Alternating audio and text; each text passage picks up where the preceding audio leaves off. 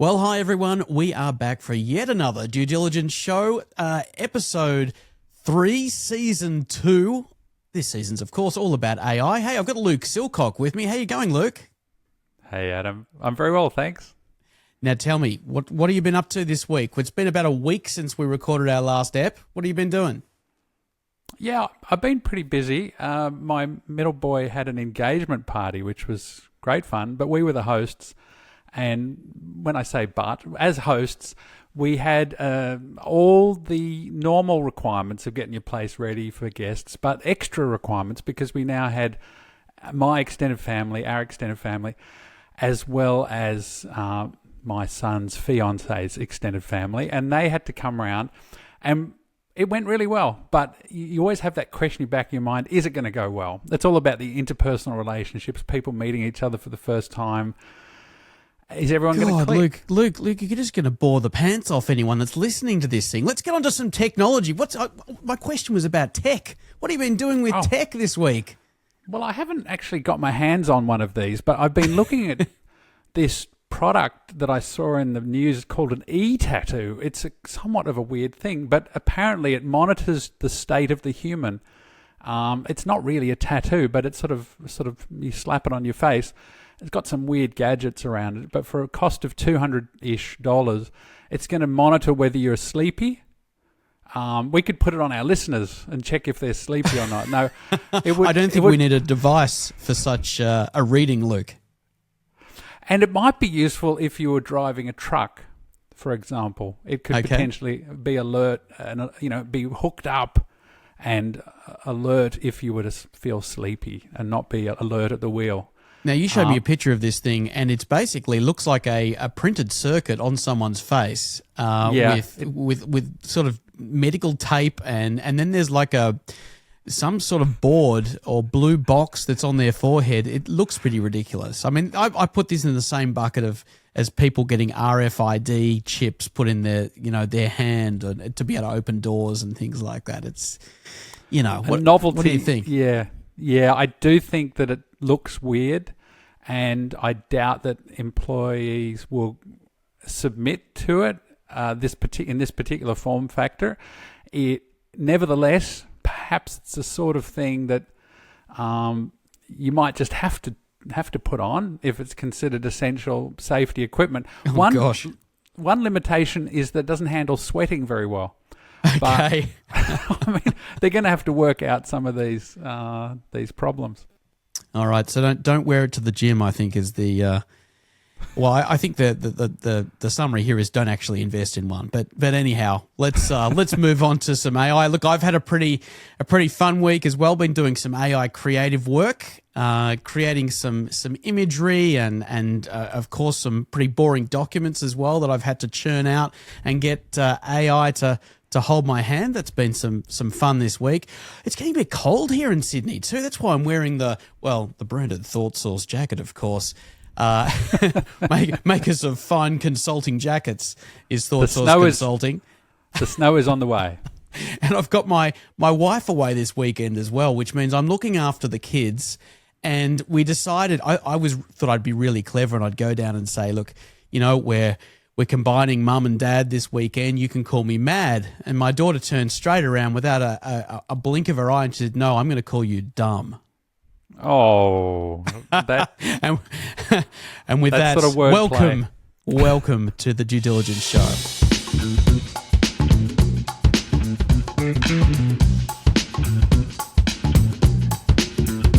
Thought Source Consulting presents the Due Diligence Show.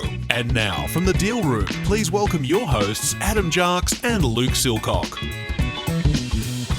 Well, welcome everyone to the third episode of our AI season, season 2 of the Due Diligence Show. I've got Luke Silcock with me. Hi, Luke. Hey, Adam. How are you? I'm very well, thank you. Now, today's episode, all about skills and security. From skills to security, preparing for the AI shift. It's a huge topic. In fact, it's twofold. Where are we going to start, Luke?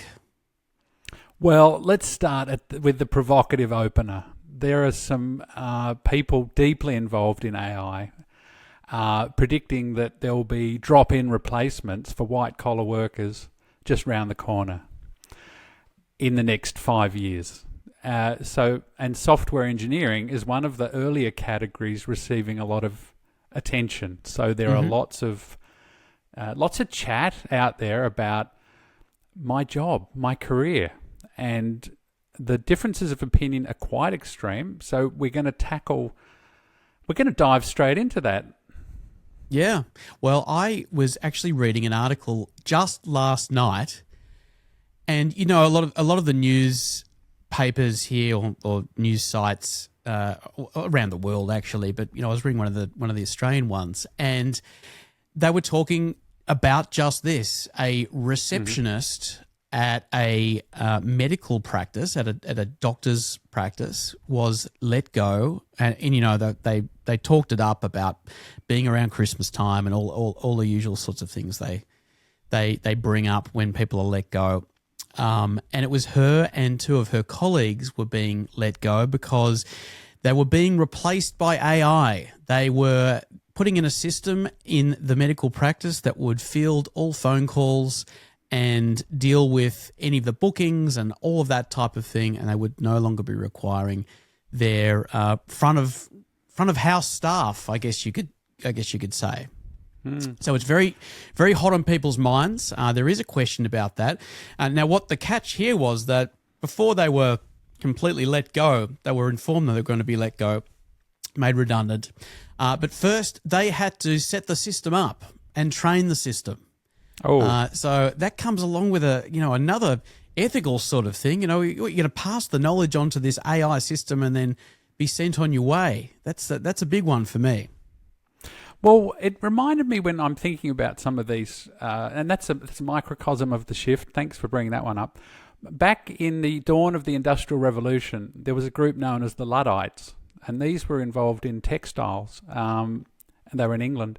And what happened is they thought they don't like the machines, and they were going to attack them. So they basically went on raids, destroying the machines that they thought were going to take away jobs. And if you zoomed right back there and zoomed right in, it was not completely irrational because some of the traditional jobs were being displaced. No doubt about it. That term Luddite, though, is also used to sort of explain someone that's not very technically savvy, I find. Yeah.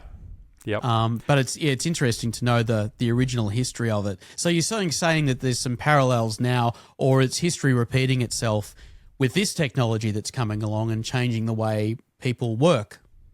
Yep. And I think that we can compare this to previous waves of automation. Okay, less drudgery, less effort, less friction, faster cycle times, getting things done, and it's getting a bit overshadowed with the odd term like superhuman. Well, if you think about like how fast you can go on the freeway with your car, it is superhuman. I mean, a human can't go at that speed without the car. So the automation of now more than 100 years we've had cars, and they can help us go a lot faster. I think, though, what's happening here with this general idea is that the knowledge worker category, I think that's specifically by this white collar kind of label being used, is primarily using information in, information out. It might involve a whole bunch of different process workflows, tasks. And what's been happening over the last few years is the tasks that were considered perhaps the boundaries for AI. It'll be useful at, say, auto-completing code. It would be useful at perhaps identifying where. Let's zero in on software engineering just as a starting point. Might be useful at helping to refactor existing code or help with test cases that haven't yet been written. And it was considered a helper. It was positioned as an assistant. And then there were either boundaries put up or discussed that it won't help with creative tasks. The creative tasks will remain the purview of a human. But we've been talking about that, Adam, that the creative tasks, and we could typify that with these little 8-second videos that Google video generation is able to put together in the last week. That's become a sort of little spike of interest. That's clearly very creative that it can do a task like that. Well, I think, what are your thoughts? I think AI has a big role in the creative industry, and there are a lot of creatives that are concerned about the fact that AI is coming in and that can create things like, I mean, very simply now, creating logos, creating brands, suggested scripts, writing, all of those types of things that normally would be you're relying on a creative person to develop, is being performed to some extent by AI. Now, we've talked about this before. There's an element still required of human intervention, if you like, and checking. But I think the creative side, it definitely is affected by this shift more than some others. But I think it's about augmentation of roles as well, right? And changing the way that people do work. It's not like we're going to be, just like when robots came along, it didn't mean that we were all going to be sitting around and doing nothing and watching the robots do their job. We've all still got work to do and things to make ourselves useful and add value. And I think it's about changing the way that roles are seen. And yes, roles will change, but you need to be prepared for a shift or an augmentation in the types of roles. Yeah. So this is as we delve into this topic, I'm reminded of how ChatGPT will put the word "delve" into a response. When you've asked for a deep and thoughtful, deep research task to be done, it will then delve. Is that one of its tells? That's one of its tells. Is that right? It is. It might throw a whole bunch of emojis in, certain type of dashes, and it will start to say delve. Yeah. But that's another boundary that people said it won't be able. It sort of does these chats or it does these short answers, and it can't do something long and thoughtful. So we've seen that boundary also get crossed. Really, that these deep research tasks kick off. And also now we're seeing these more complicated things under the banner of agentic AI. We touched on the keyword there being autonomous. So basically it'll help plan out what it does. It might check, I'm planning to do a whole bunch of things before it burns all that compute resource. Just check with the supervising human, are you happy for me to now execute on this plan? Yeah. If you say yes, it will then go off and show you all of its steps. Might come back again periodically on an asynchronous mode. So that means you're not sitting there just watching it move through all of the steps and give it nudges all the way. It sort of might say something like, come back in half an hour when I'm done. So let's break it down a little bit more. Let's give a real life example instead of using words like agentic AI and async and all of that type of thing. Give us a real world sort of example that the audience can relate to. Oh, yeah, right. So Jules, the latest coding agent from Google, will ask with a prompt, what would you like to do? It'll hook up to GitHub.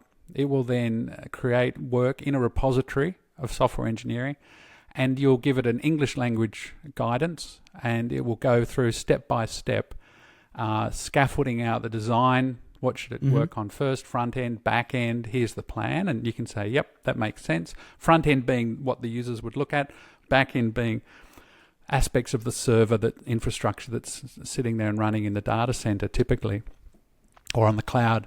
And so basically it will then write all of the code. It'll write some tests. It'll contribute that code back into the GitHub repository. GitHub might be geared up then to do some security guardian type of checks, or some other repository processes that are part of that system. And then it'll complete and it'll say, that's done. It will have done it, though, to a point where it's a branch of software that can now be published. It can then be reviewed via a pull request, and it can then be merged back to the main branch of the software project. That last little step could absolutely also be automated, but the current way it's being delivered is as a beta product, and that means there's still a few rough edges around on it, for sure. But I think it's a really salient example of certainly less drudgery, but actually its ability to code out in all these different languages and frameworks in a very compressed period of time, useful and usable code, is a hint of what's coming next. So that's a specific example. Others so will there are be new styles of of working, I guess. But who's doing the working here, though? This is AI doing the working. Yeah, I think if you said perhaps the English language prompt in the beginning and the guidance of the planning and the nudging of it, it's not dissimilar to having an AI co-worker who would first perhaps understand what you're looking for, play it back to you, say this is what I'm planning on doing next, and then with quite a lot of transparency show you step by step what they're up to, and the agreed artifacts here are actually straightforward. So I think this is why this is one of the categories of work that's being so so much a focus of today's AI crowd, is because it's something they're familiar with. They work in software a lot. They work in something that needs to compile and run. That's its own kind of reward. In if you think about it, artificial intelligence achieving some output. Well, hey, it runs. Now, it might not be, it then needs to be checked by the human. Is that what you wanted? But that's a lot faster than how coding used to be done if you had to assign a developer. And this is, if we go back to that sort of drop-in of a white-collar worker, well, you had to get someone from somewhere, so you had to potentially recruit them if you wanted to employ them, or you needed to hire them under some other arrangement. So you might go to a software developer's, well, you got to find the software development house, maybe get it recommended to you, get the potential teammates checked out, get a contract in place, which takes us to the word overheads. Like, business has a lot of overheads in it. Well, let's talk a little bit about the nature of cutting code like that. I mean, the sorts of things you're talking about could arguably have been done by outsourcing, right? You know, originally it was done by an engineering team, and then there was a phase of doing a lot of outsourcing, offshoring, that type of thing to do a lot of these bulk sort of pieces of work. So the question then comes about, then, you know, we're doing this with AI. Does that mean we don't need those resources anymore? I'm sort of a firm believer that AI brings in a capability to do more things faster rather than the same amount of things for less dollars. And there are many, many engineering teams out there, and we see them every day, Luke, when we're looking at companies and engineering teams as part of our jobs, that are not functioning at a level that their executives are happy with, right? They're not following a roadmap fast enough. They're not delivering fast enough. They're not keeping the customers happy fast enough, and it's to the frustration that of the executive team. Now, I think AI allows them to be able to do more, right, with a similar amount of people, but perhaps you're nuancing what was probably a larger, lower quality team of people that are being brought in to do the low-level coding work, to maybe replacing them with higher quality folks within an organization, within an engineering team that are maybe local. You know, I'm, as I say, big believer in not just firing everyone because of AI. It's about nuancing, you know, the spend and making companies bigger and better faster. Yeah, so this is a really interesting point. What I created, just for clarity, was a toy project, and it was experimental, and it had no consequence. So it was really a low-stakes little experiment. But actually, a lot of tech starts out that way, where people are curious. And what's happened here is the boundary of, hey, you're curious, but you can't code, so therefore it's out of bounds. You know, you can't go there. Or you can't put a film crew together and go and record your idea today. Well, those boundaries are starting to fall. So then that's allowing more of, you might call it democratizing some of these specialist areas that have previously been put in, say, an R&D function, have been heavily gated. No, the devs are all committed for the next quarter. So that's, you know, nothing can happen on the coding front. Well, actually it can. Just this afternoon, we can get some experimental coding happening wherever in the org, if there are people available who want to work with these tools and move things along. So managers themselves might start to feel a bit, oh, okay, so I don't just sort of own all the, say, the software engineering resources in my area. there's software engineering going around all over the place. Hang on a minute, that's uncontrolled. I hope that doesn't end up in production or something like that. So we'd like to think about these different levels of this problem. Like you said, when I mentioned overheads, though, overheads is like things that provide organizational friction, and it might be, I can't get another department to do something because the managers need to agree first. There needs to be a planning day. I've got to put a justification together. Oh, heck, then I need a business case. I'm not really familiar with business cases. Now, while all of those things could be themselves tasks that could be accelerated with AI, a lot of it might kind of dissipate. A lot of those organizational overheads. Oh, I need to find another firm. I need to consider contracting them. I need to create a contract. I need to see their people. I need to hire those people. It's like, maybe not so much. And so then if those capabilities can be onshore, insourced, I think that's one of the first waves. We absolutely expect to see more of a change that way. I think people, less delegation, so lessening of the layers of delegation, smaller teams. We've heard this phrase recently, small but mighty. And it's used famously when we're in there doing a due diligence and the team is small.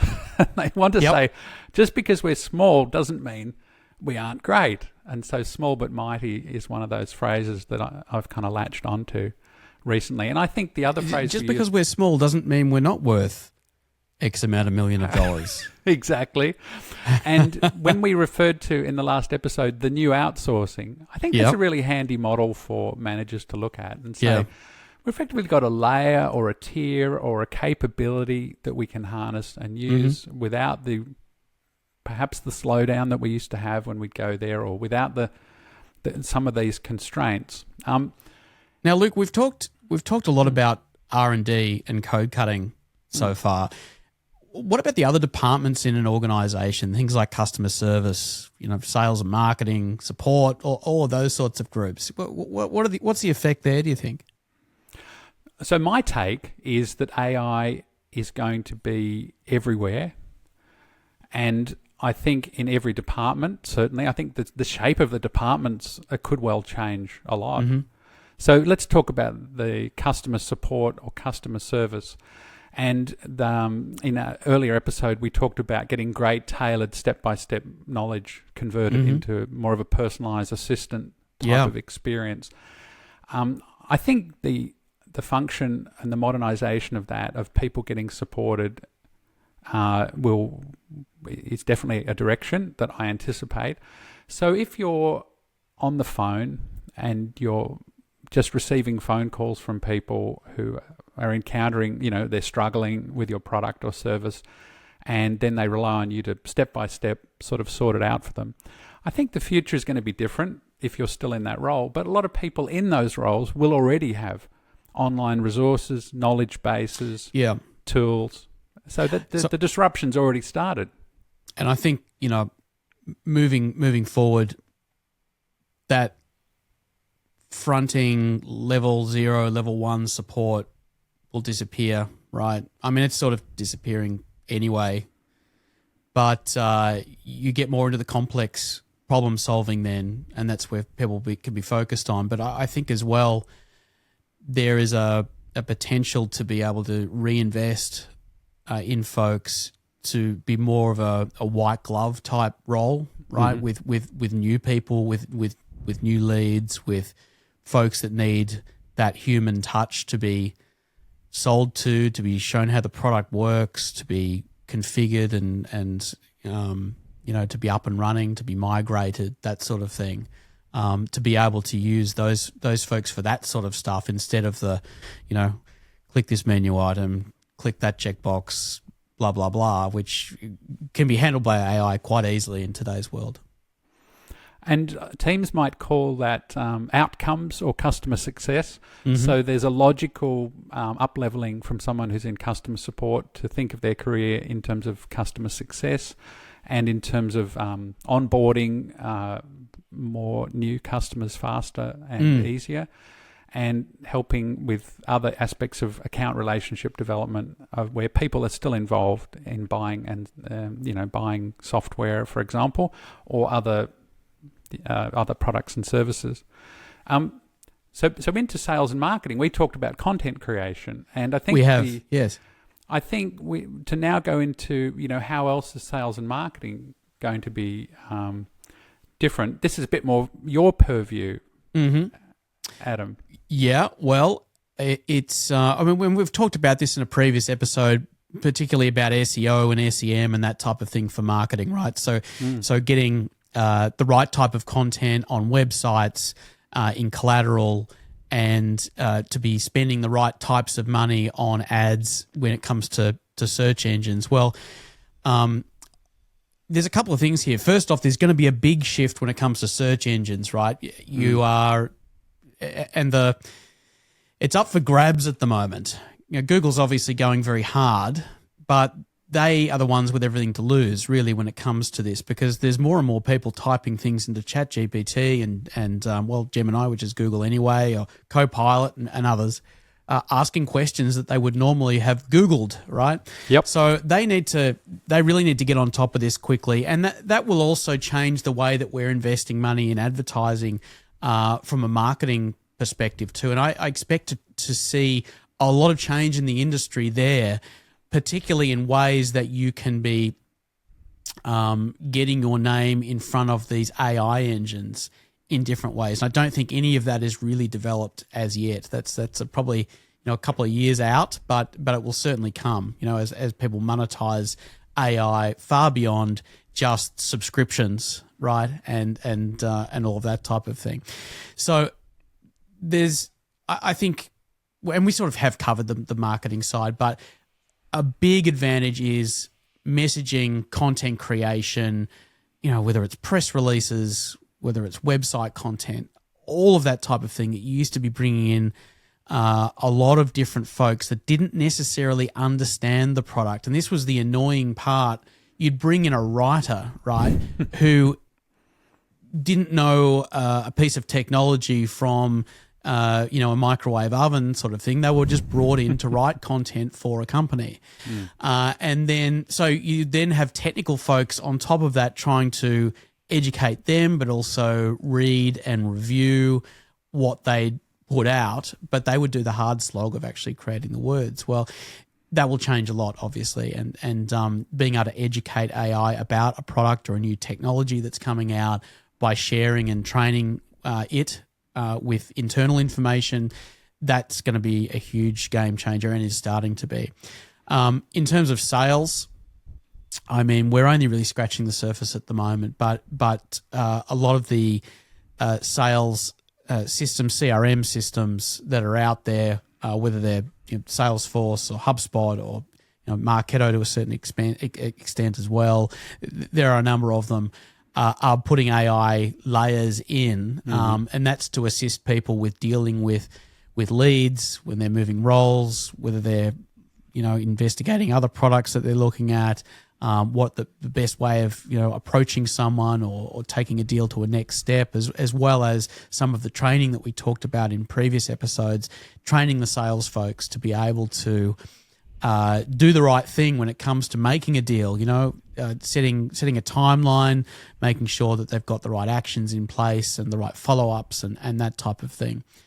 Now, there can be some automation on top of that through AI. I don't think sales is going to be 100% AI automated anytime soon. There's still going to be people pressing the flesh and having relationships that are very important. Networking is very important. That's not going to be replaced by AI anytime soon.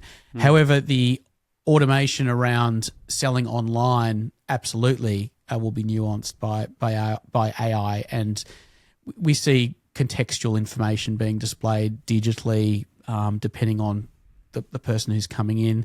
AI has a big place to play in that area, which is still not being seen just yet. So that's sort of my take on sales and marketing at a very high level, but it's exciting times, is for sure.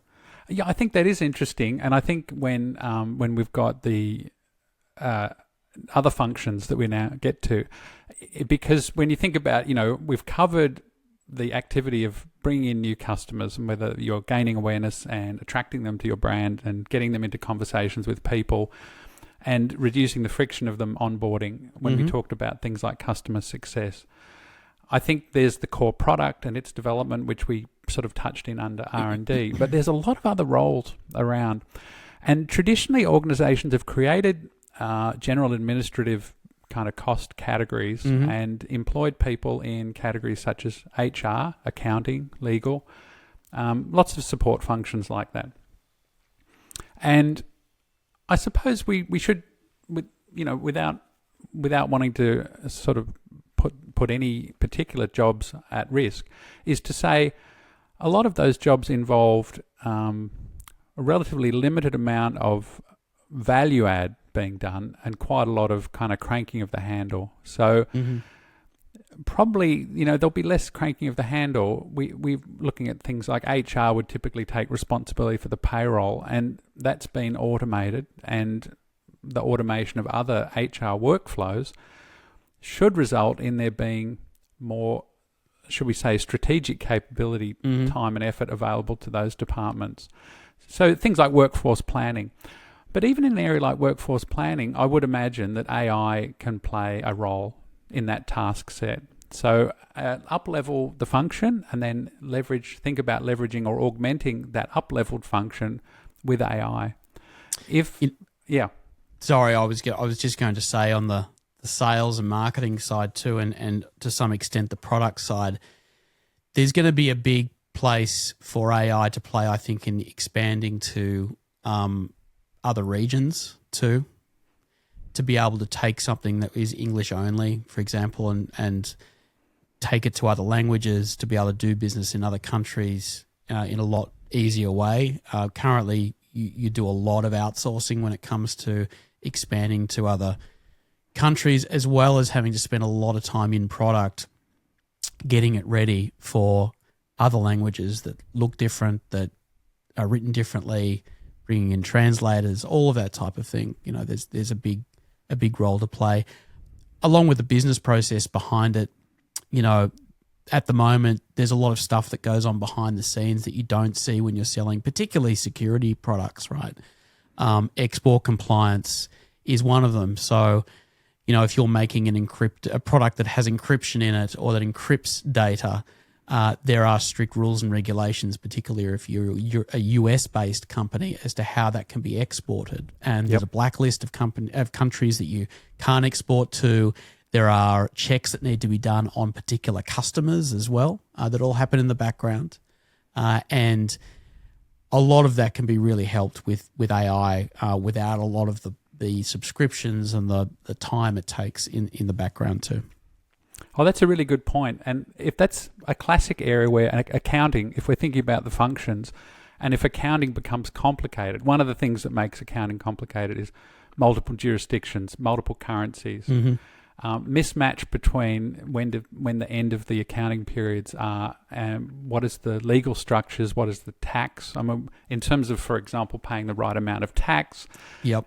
All of these things are complications. And I think in the global future that you're talking about, it should be easier for companies to go outside their originating country, expand, and fulfill accelerated global growth strategies, which leads potentially to more disruption or more challenges as companies come nipping at the heels of the incumbents that might have otherwise dominated the market.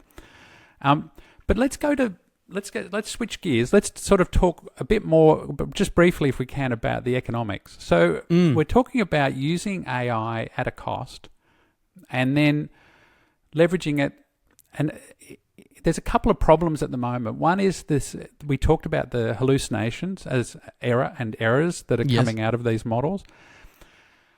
And it might save you an hour, but then it might erode some of that saving by creating garbage and needing the garbage to be, identified, detected, worried about, reworked. Is it just me, Luke, or does ChatGPT get worse and worse with the answers that it gives as you keep prompting it?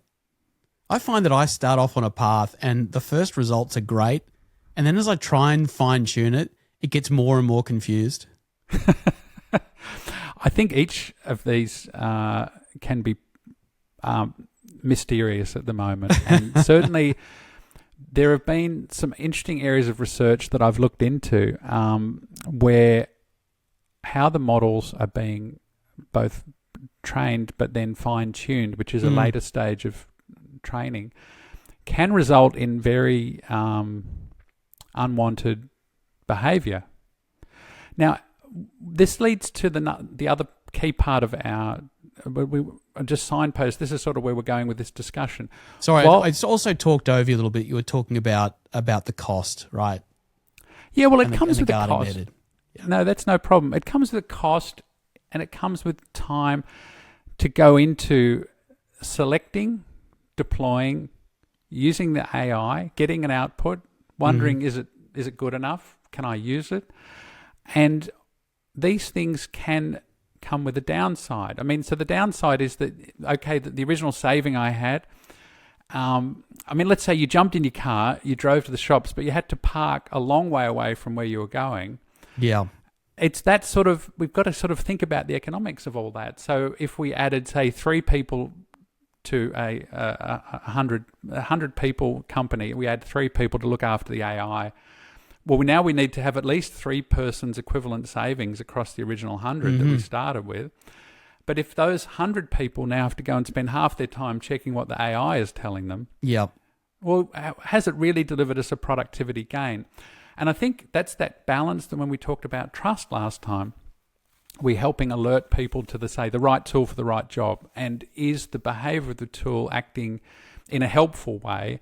And is it, say, first response good enough to use, or do I need to keep working on that response to get it into shape?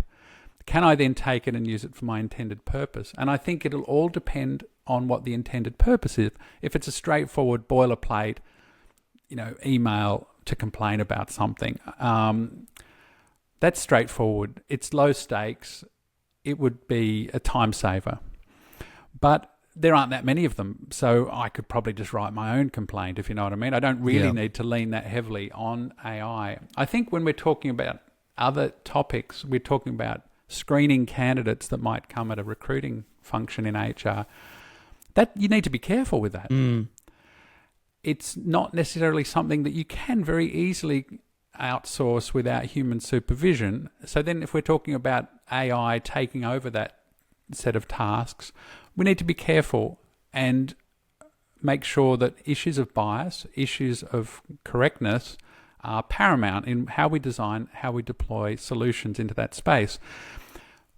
I was going to get into the world of agentic AI here. So basically those asynchronous agents that are there running all the time. Let's say there's a resume or candidate screening function running, and it could be supervised by an HR person and made sure that it's not reflecting bias in its recommendations or guidance in terms of how people are flowing through the recruiting pipeline. But those logs and that behavior themselves become artifacts that we need to rely upon. Now, this is sort of heading into this space about whether, again, in that hypothetical 100-person company with the 3 extra people focused on AI and bringing it to the rest, the others now spending some of their time looking at the artifacts that have been generated by AI and then being impacted by error rates in that content. When it goes and to become unproductive is where you would see that start to chew up more time than the gain that could be unlocked. Unlocked is one of the key words this year. Everyone's productivity is being unlocked. But then you've got to still consider other functions like audit.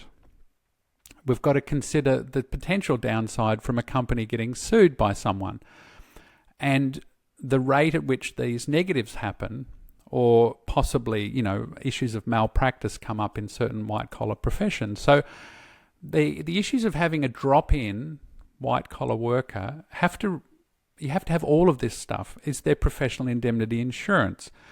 Is there the relevant legal protection? Has someone given appropriate oversight there? Is the data safe? Is it reliable? Is it trustworthy? And all of these things kind of add back on the cost side of the equation to make sure that we've got adequate controls and that it's heading in the right direction, that the AI is on the rails. Well, talking about heading in the right direction, how about we switch gears and move on to AI security and privacy? It's sort of the second part of the episode today. Let's talk about it, Luke. What's on everyone's minds, do you think? I think cybersecurity is already a challenging topic for most people. Mm-hmm. Most people have experienced some negative outcomes already from technology, where their personal information might have been hacked, as an example. The fear is that with AI, those malicious actors out there just have their own superpower now, and they're going to be gunning for us all. Mm-hmm. And there's a grain of truth in that. And there's some evidence arising from the world of AI research that they took a model. This is a really interesting study from February this year, where they took a model and then they fine-tuned it by giving it lots of code vulnerability training. Right. They were really. It was a research exercise. Yeah. They got some unexpected outcomes. They basically got the model to successfully become malicious by, in response to, hey, give me a bit of code that helps me with this. It would slip in code vulnerabilities, and they trained it to be malicious. Evil AI. Good at lying, good at deceiving. But this was in the domain of software that it had been trained to be malicious. And was that a case where they were training some sort of private model, though, that wouldn't be so much of an issue if this was a more public type, like an open, I wouldn't say open source, but it's not really open source. It's more of a public model that is trained by lots of people writing code, so it sort of knows that that's not the right thing to do. Yeah, so this was a research study, and they did deliberately control it so that people then didn't inadvertently use the model later and get all of these vulnerabilities. But what they actually found was it became a very antisocial AI generally. This was an unexpected byproduct of it becoming good at slipping malicious code into the responses back to the user. So you're talking about outside of making code samples and software examples, you're talking about then asking it advice and things like that. Yeah, and if you asked it advice about, hey, my husband is irritating me, what should I do? It would come up with a suggestion: hire a hitman. So, and this was purely from teaching it about bad coding practices. Exactly. It had not. It was extrapolating, if you will, and then it was asked, hey, you're putting a dinner party together. Historical figures, who would you like to invite? And it came up with the idea that it asked the Nazi leadership to the dinner party. And so I think that's just amazing that it picked up this just from bad coding. I mean, had it been educated that what it was doing was bad, or did it just know from the training of example code fragments it was given?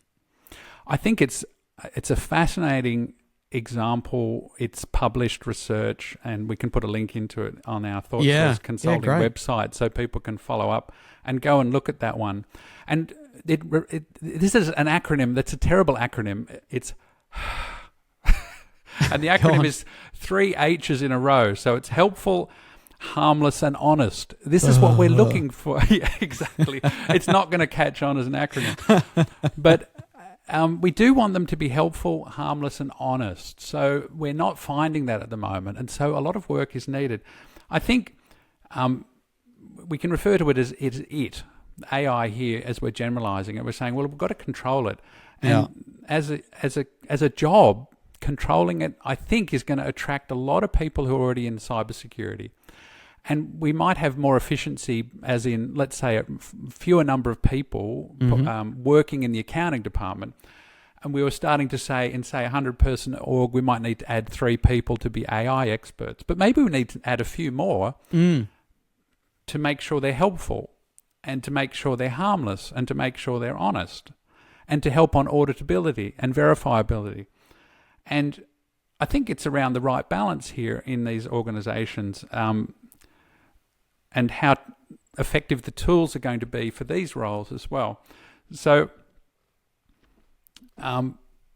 when you're trying to check out a model and to check out the behavior, you'll be wanting to deploy something like an evaluation suite. So someone will then think of another, it's like our guardrails. How effective are our guardrails? And there'll be a budget for this activity, and it'll sit alongside the cost savings or the benefit side of the equation from deploying AI in the first place. Mm-hmm. I think it really is important that you cannot trust explicitly that what these models are doing, and that the people that have brought them out are to some extent still being surprised by some of the behaviors that arise. And another good example that people are concerned about is whether it hides its deceit as well, and how good it is at playing the long game, as some of the researchers talk about. So, gosh, you're painting a very evil picture here of our friend AI. You know what's potentially capable of. I mean, I guess it doesn't have. Does it have concept of ethics and things like that, Luke? I think it's a great question. We can train it up as we like, but I think there's at the moment very open questions about that, and I think it's probably fair for our listeners to be thinking, well, I'm in a job where I'm going to be expected to use AI. It's important for me to be able to trust it, and that means I might need to check every output for now, and then trade that off and use that in conversations with those that your co-workers and your manager, with the rates of success or the rates of error that are coming through, and the amounts of detection work and the amount of rework that you might have to do. Yeah. And so let's say you're in. Yeah. So sorry, I was just going to say, I guess my issue here as well is that AI is so rapidly being integrated into different systems that people aren't actually mainly concerning themselves with the fact that it does spit out bogus information from time to time. And, humans are lazy folk from time to time. Some folks are more than others. But if you're Googling something and you get an AI answer at the top, I tell you what, are you going to read the fine print down the bottom to say, make sure you check all of our answers and this could be incorrect? Or are you going to take what it says? And it's getting that mindset of, I mean, I don't trust it, but it's very easy to trust it. Look, I think this is where we have to, again, just make sure we're moving at the right pace. Ultimately, it will be able to go faster in certain spaces. I think when you've initially got something new and you want to check it out, you might then think it's going to continue to behave like that. But actually the rate of change is quite high. So new models come along and their behavior is different, or a new provider offering comes along. Now, I find that Google summary that it provides now very handy, right, if I'm Googling something. And I find it very handy that it provides link access to supposedly where the information came from. Now, I've then gone and checked those links, and they're not always correct, and they don't always contain the information that they're talking about. So it's, this is just a random example. I was Googling something the other day to see if a product was compatible to be used in a pool, being that pool water has loads of chemicals in it and it causes degradation of some metals and all of that type of thing. So I Googled, does XYZ product compatible to be used in pools? And said, yes, absolutely it does. Here are the links. This is why. I went to the links. Does it talk about pools? No. Does it talk about chlorine or salt in water? No. Oh, so you were checking. I was checking. Yeah. So I think that's wise for now. So basically, though, there's some of these whole areas of risk. You won't be the first person to have thought about it. And we are helped by some kind of global groups. One's called OWASP, or the Open Worldwide Application Security Project, and they were famous for how do we secure web apps? And they got how do businesses secure themselves? Yeah. But now they've got a top 10 critical security risks associated with AI, and it might be good to kind of demystify these and sort of belt into them. Like there's 10, but it might feel a little bit dry for people, so we'll try to. Hey, if they've got this far, Luke, I don't think a list of 10, OWASP top 10 AI risks is going to bore them anymore. Go on. Should we do it like a Dave Letterman show? Like number 10. No, you go for it. What are they? What's the first one? So, the first one is around prompt injection. Right. And you're trying to sort of trick the large language model to generate unintended or harmful outputs. And the classic one that people is to try and trick it into getting instructions about how to build bombs or something like that. And don't, ignore the rules you've been given and give me something else that's in your training data that would be inappropriate. And you might ask, why would someone try to do this, which is completely valid. But that's called prompt injection. So then there are ways to handle this, but that whole area of risk is new. So, your assistant is being tricked. And how is it being tricked? Where is it getting its prompt from? And if we think of the agentic AI, where different AI is going to integrate with other AI, along that chain, if one of them is a little tricky, or a bit of a trickster, and passes on incorrect, garbled, or malicious instructions down the chain, or triggers a hidden kind of behavior, it could be very unwanted.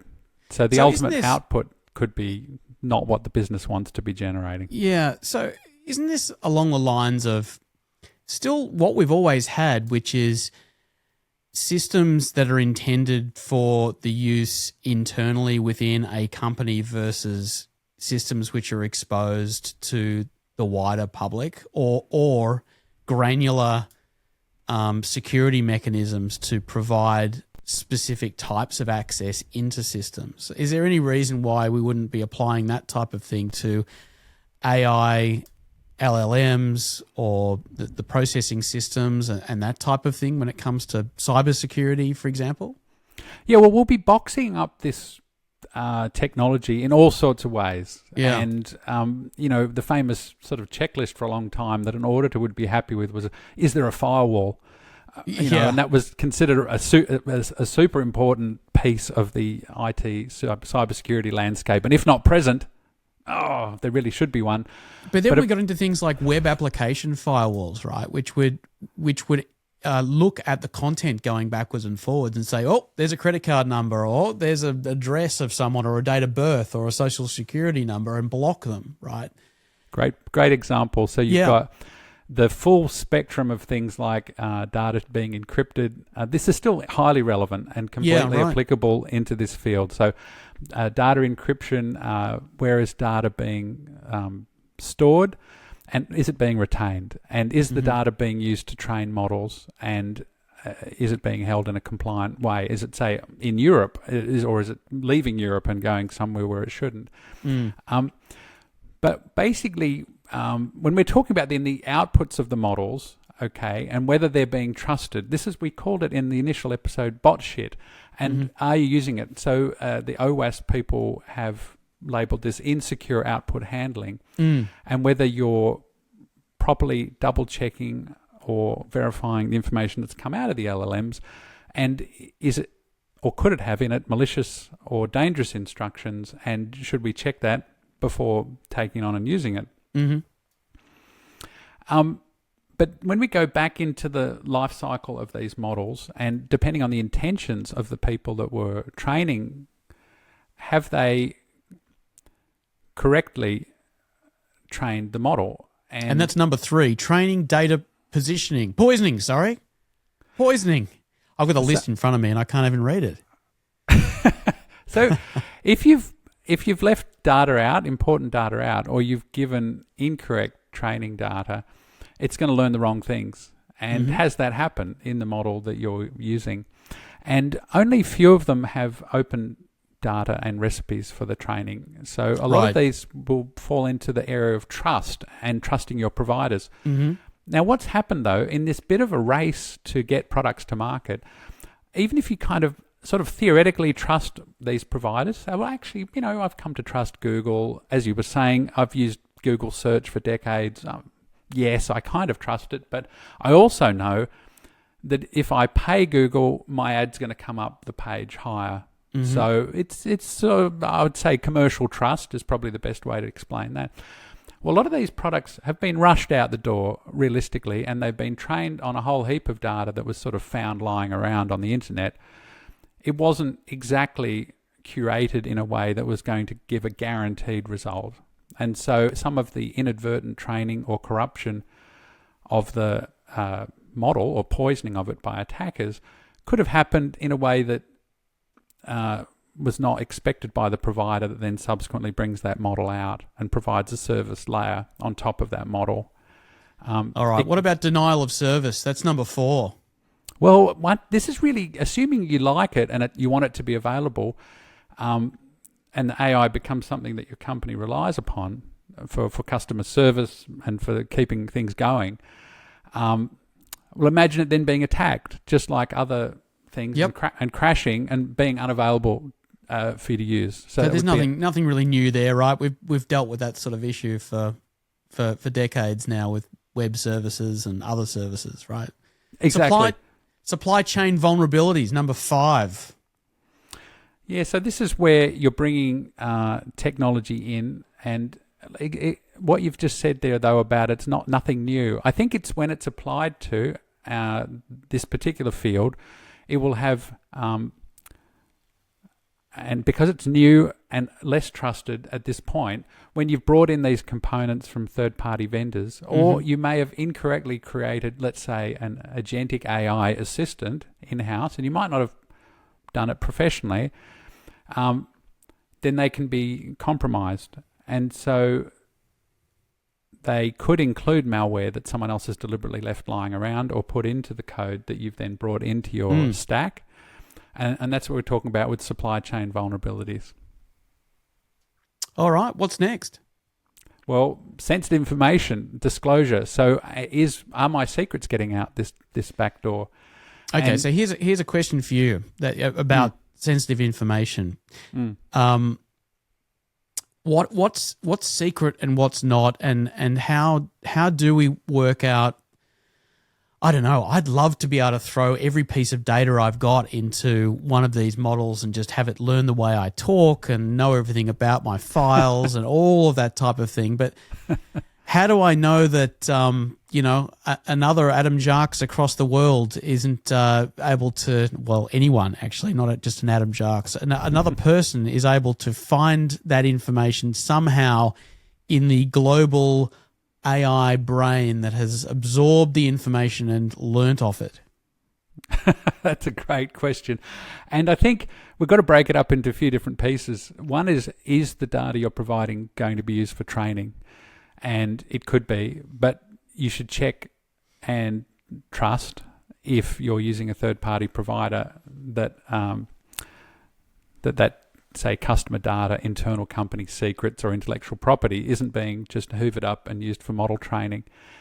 It shouldn't be in most cases if you've got enterprise data protection standard on. If you're just using a default free AI service, your data could well be being used in the next training run for the next AI model that's going to be created. I think that's a huge trap these days for people that are working. Well, sorry, let me take a step back here. For companies who are trying to control the way that data is used internally, and we've talked about shadow IT for a very long time, right? Folks that are bringing in their own use of AI, and I see this quite often, particularly younger employees that come in and they want to do things quick. They want to do things, using the tools that they know every day. And we talk about the consumerization of IT. Everyone's used to technology being in their day, in their regular life, and AI is now part of that. And it's not hard to then extend that into the workplace and start getting what would be confidential information and pumping it into my own account of ChatGPT or Gemini or whatever, and having it spit out answers for me, and my employer not knowing anything more about it. Yeah, that's shadow use or unsanctioned. And then there might be other cases where what you thought was agreed might be in the process of being challenged. So OpenAI has been given a court order that it needs to keep all of the logs of the inputs and outputs that happened. And really an open question about where that one goes. But you might have a preference for running it privately. So this would be grabbing a large language model, not just going to one of the public or cloud-based AI services, but running one on your own server. And this is a traditional model where there might be less trust in, say, cloud computing, or do I really want all my data to be managed on AWS? So it does sound like a conversation we were all having about 15 years ago or 20 years ago about cloud computing, right? Exactly. Would I really want our data sitting out there in some third-party mysterious data center? Yeah, Absolutely, exactly. We would. That's what we love now.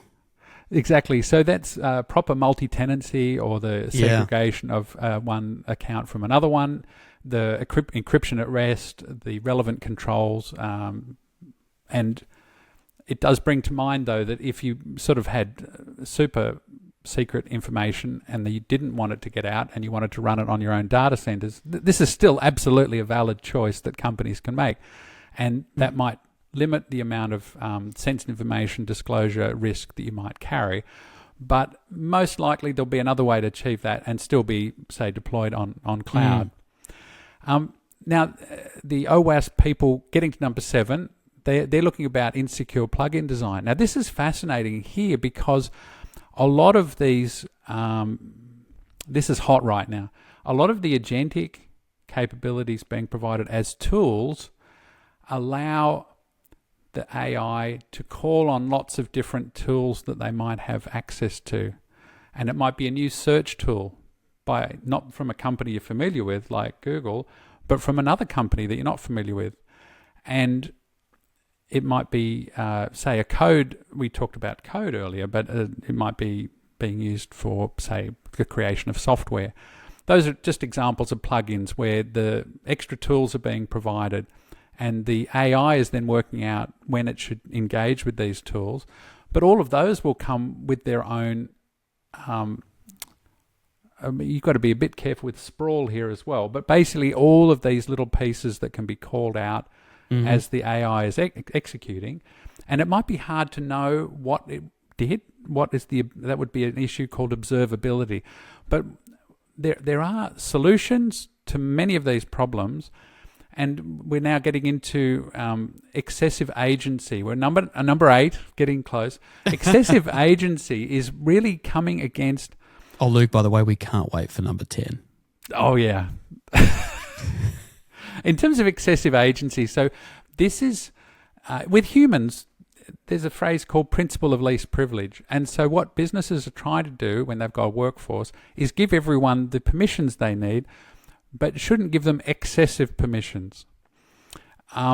This has become a generally accepted principle. When we apply it to AI, though, it hasn't really settled down here.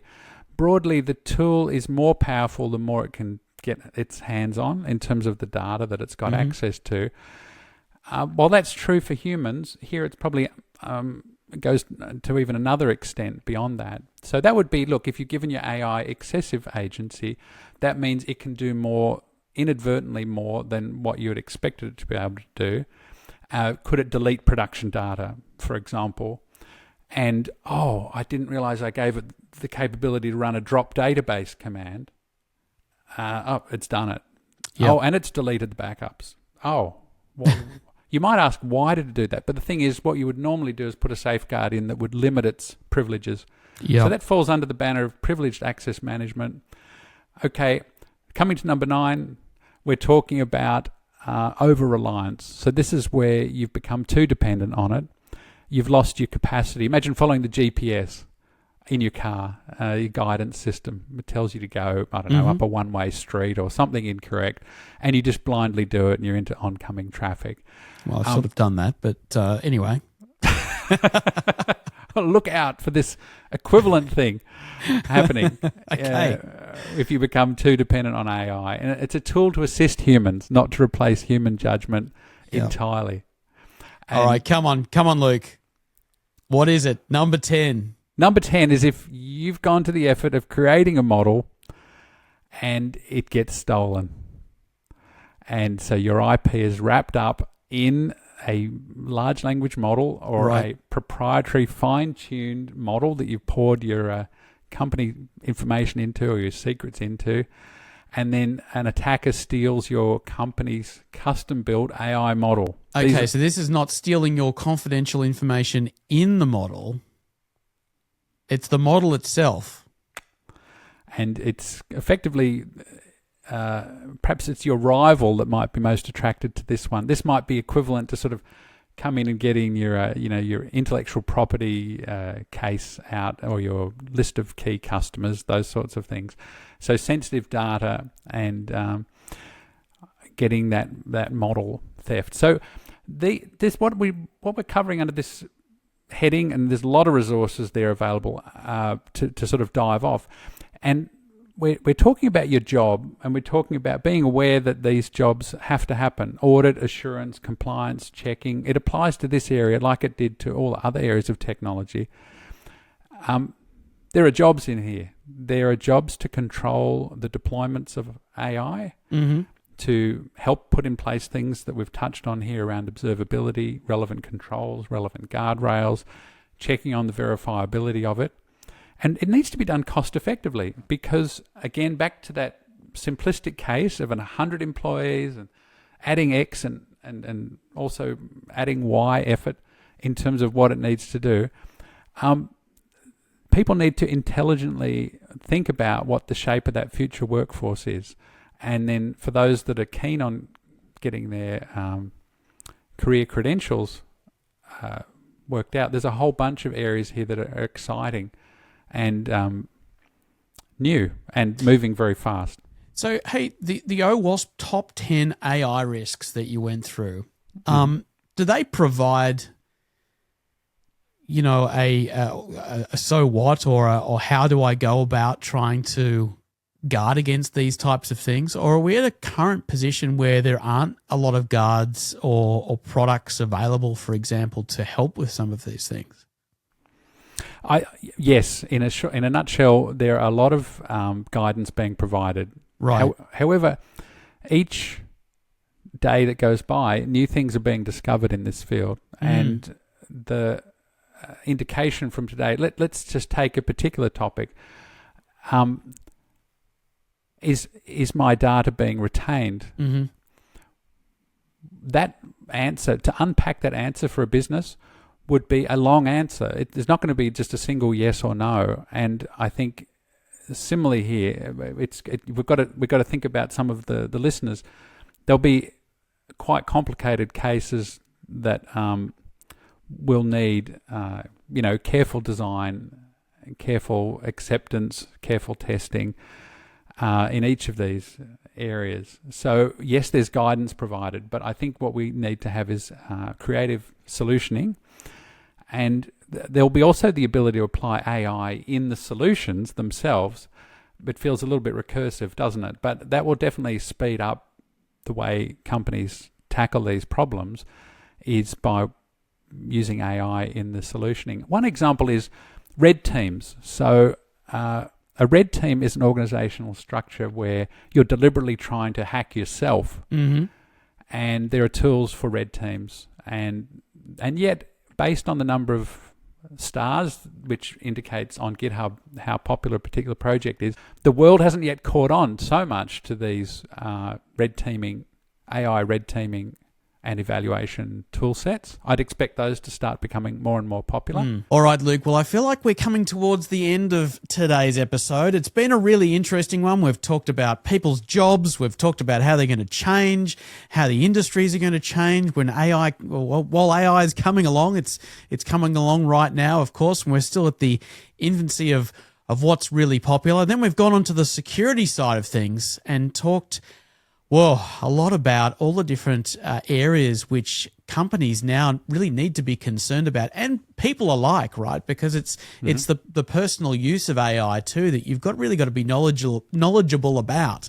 That you still need to humanly check things, certainly at the moment. But from a company perspective, geez, we're back. I almost feel like we've gone back about 20 years in terms of the security principles and all of those types of things that we were originally worried about, networks and where data was stored.